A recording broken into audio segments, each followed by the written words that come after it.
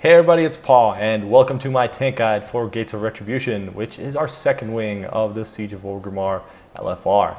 Now, last tank guide I did, I realized was 22 minutes long, and that's really fucking long for a guide that you may just want to look up right before you head into an LFR. So on this one, I'm really going to cut down on that time. I'm only going to talk about the areas before the fights and the main tank abilities and how you should handle them. So hopefully that gets us through this quite a bit quicker. And we're going to start off with this dragon up there in the air called Galakras. The area in which you'll be fighting Galakras is the beachhead for Orgrimmar. So what you will see that you have here is you will have a main valley that heads up to the Gates of Orgrimmar, and you have two towers flanking that valley. During the fight, you're going to be splitting up your two tanks. One tank's going to be down here in this valley. He's going to be the cluster tank because it is a clusterfuck down here. And the other tank, which will be me in this video, will be the tower tank. I'm going to be going up to the towers, tanking the boss mobs at the top. And that is about the mobility of this fight. When phase 2 happens, that is when the dragon actually comes down and is fighting on the ground. Both of the tanks will be swapping for a tank debuff mechanic. It's pretty simple. Let's just go ahead and get the fight started.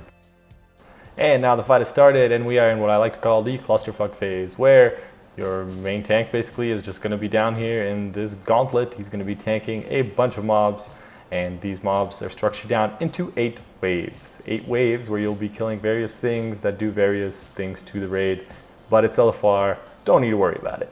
Now, the thing to worry about here is that there will be mini bosses that come down. On waves 3 there will be a ground boss, wave 4 will be a tower boss, and then that will repeat on wave 7 and 8, which will be the last 2 waves before the boss itself actually comes down.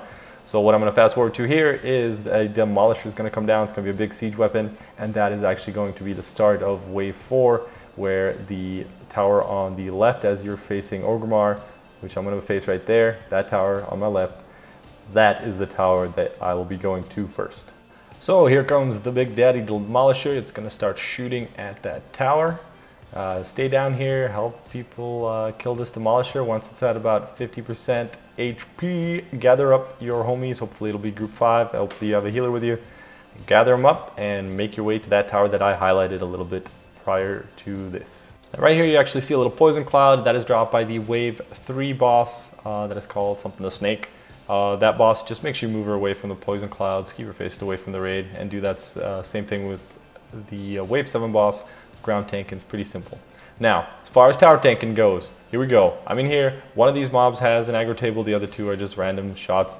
Keep yourselves kind of tight, make sure that people are coming with you, make sure your healer's with you, and then slowly advance your way up the steps and let the DPS kill off these mobs. But make sure that you keep it moving at a relatively quick pace. Just head up the steps. You could probably just run up there and tank everything together, but it's kind of nice to pace it a little bit. And now we've reached the top, so I'm going to go ahead and just engage this boss. You can tank him wherever the heck you want. I like to tank him away from the center because it's real obvious when he runs to the center and is about to do a special ability, which you'll see here in just a little bit. And just, he does a thunderclap that'll slow you down, so just be quick about moving out of the little dust that he's going to put down here shortly. Runs to the center. Oh no, there's the dust, get out of it, no problem. You're just going to keep twisting around, you just keep dodging it. And that's all that really happens up here. You kill this guy, you kill the 3 ads, a DPS will hop in this turret, shoot the boss a couple of times, and then you hop down back to the clusterfuck, and I'm going to switch to the next Demolisher and show you the next tower boss real quick, but the rest of it's just going to be fast forward until the boss actually lands. So I've hopped off the tower, next Demolisher's already here. Again, help people kill it a little bit, and then gather up your troops. Remember, remind people that they have to go to this other tower. People don't know, so you have to hold their hand, because otherwise you'll just be hanging out at the top of this hill with one other guy that knows what's going on. Yep, just me and you, buddy. Just me and you, man. We got this. And we are up the tower. Fight, fight, fight, fight, fight, kill the boss. Runs to the middle, special ability, get out of it, it's real obvious. And then you're done, you're hopping back down, and the boss will engage the raid. So let's take a look at what that's like when you're actually fighting the boss and when you should swap the debuffs. And here she comes with all that swag. If you're the clusterfuck tank, just pick her up, face her away. So if you're the off tank, hang out to the side. And if you have DBM, it's gonna go absolutely fucking nuts. So update it if you can. But basically, when the main tank gets to 6 stacks, you get in front like a man and you tank it. And that is basically it. You just swap at 6 stacks, you go back and forth, stand off to the side so that there's no other people behind you when you're the off tank. Just hang out there so you don't get additional stacks, because that would be dumb. Like Chompy right there got hit because there's a homeboy warlock standing. Yeah, now we got it. Oh yeah, he hit me with that. Sorry, anyway, I'm rambling. Here we go. Yeah, swap at 6 stacks. We're done. Boom. And the next boss is the Iron Juggernaut. Now this boss is very simple, but a lot of stuff happens, so you just got to know your role here. All right, first things first, you're going to be doing a tank swap at 4 stacks of Ignite Armor. Now he'll also spy in these things called cluster mines. You need to go up to them and click on them. Don't just hop on them like I do on the first one like an idiot. You actually have to click on them so that you blow up and detonate those mines. Your tank, you can take it. And finally, keep your back to wall, because when he goes into siege mode, which is phase 2, when his energy bar fills up to 100, you'll go into siege mode. And keep your back to a wall. When you're doing that, you're going to be detonating mines throughout that whole thing. And we're pulling and returning back to a wall. Hopefully your healers heal ya. So here we go, we're tanking. Now watch out for these little bone spikes that he spawns out of his little hand there. They are very erratic. Look out for him, look out for him, look out for him. Also look out for big red circles on the ground. Don't stand in those, they blow up and do damage. So we're coming up on siege mode here. Here's what you will need to do. Ooh, crawler mines, let's do mines real quick. Oh, hop on the mine, go up in the air. If you're a warrior, be awesome and heroic leap and detonate that one. And then you come back down, and that one's already detonated, somebody else hopped on it. All right, here we go, siege mode. Okay, and siege mode is started. Get your butt to the front. Go to the front.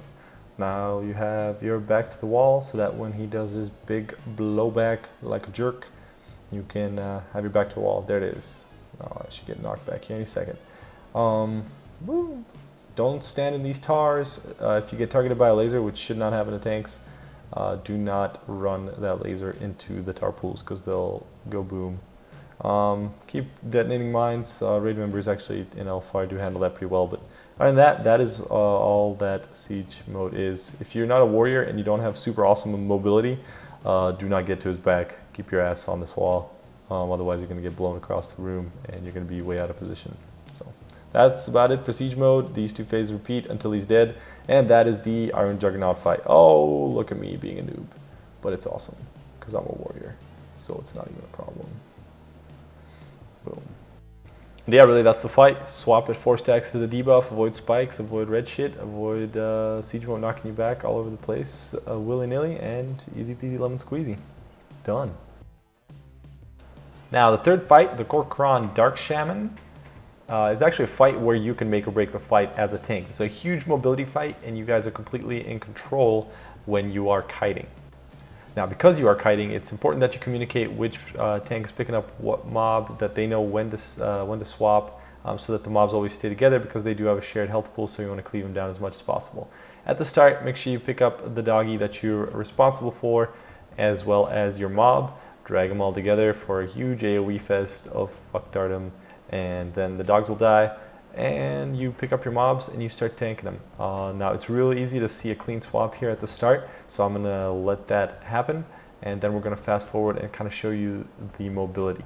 So again, the tank swap ability is actually called Frost Storm Strike.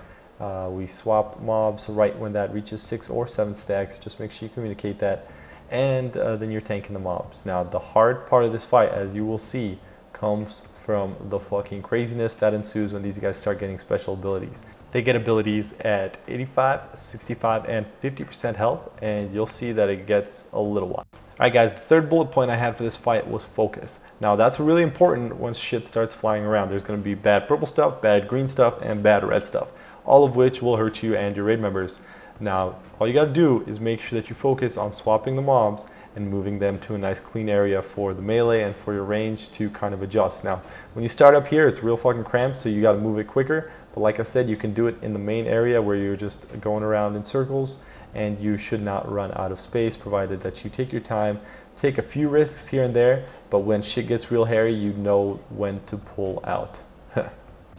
Now, as you're moving along here, as you're chugging along, you'll notice that the Wave Binder is actually going to move a little bit slower than the Earthmaster guy here. So when you're tanking the Wave Binder, don't hesitate to move with the tank. Mark the tanks with fucking raid markers, and you guys get nuts to butts and move together. Now, one major tank damage ability that these guys do is called this Foul Stream. It's just going to spawn a bunch of ads, which do have an aggro table, so they are kiteable. Now, in LFR, what's just going to end up happening is you're probably going to pick up most of them. So save some trinkets, save some cooldowns for when you have these. It does happen frequently, so you're not always going to be able to defend yourself. It does come down a lot to the ranged DPS being able to nuke those guys down quickly. But because these ads always spawn on a tank, it is beneficial to keep them right on the bosses. That way the bosses get hit with that AoE as well. Now I'm fast forwarding here instead of cutting because I want you guys to see the kite path that we take. But we're going to fast forward to 50% when these guys get their final set of abilities, which is a big giant red nuke and a line of elementals that melee people.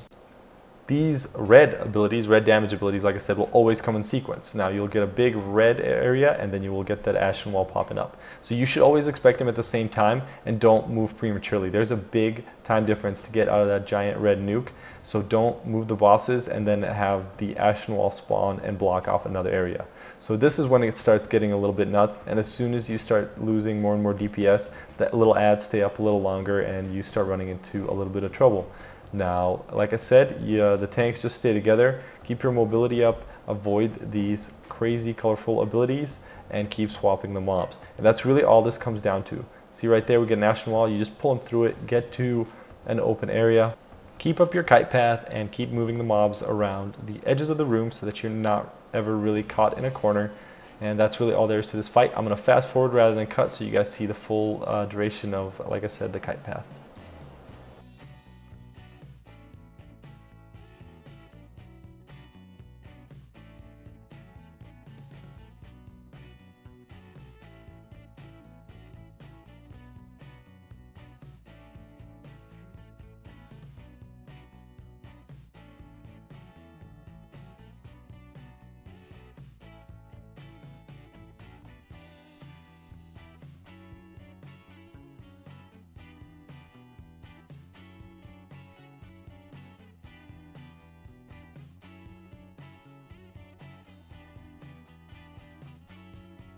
Now the final boss of this LFR wing is General Nazgrim. General Nazgrim is a warrior and therefore all of his abilities are based on rage. He will gain rage by doing abilities and by people being hit with abilities, and he will use a more powerful ability the more amount of rage he has at a predetermined cycling period of time. Now as a tank, what you're doing to reduce the amount of rage he has is you're swapping at 3 to 4 stacks of Sundering Blow. The tank that is currently tanking him will be getting hit with his debuff. You want to swap at 3 stacks right off the bat, and then after that you should be swapping right as your debuff wears off, because every time you get hit by a Sundering Blow, that total of his rage actually goes up. In addition to that, the more stacks you already have increases the amount of rage. So more rage, more stacks. You want to keep the stacks as low as you can.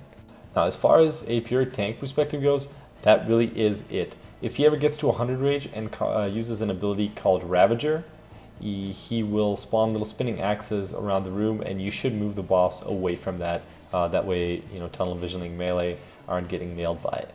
Now, your other real responsibility, I guess I should say, but not quite, is helping control the ads and then actually helping to control your raid's DPSers. Now, because I said this guy is a warrior, he will go into defensive stance. Now, what happens in defensive stance is anytime anybody but the tank with a Sundering Blow debuff hits him, he will gain 1 rage. So when you have 25 people nuking him, he will go up in rage real freaking quick. So it's real important to make sure that your DPS knows to stop.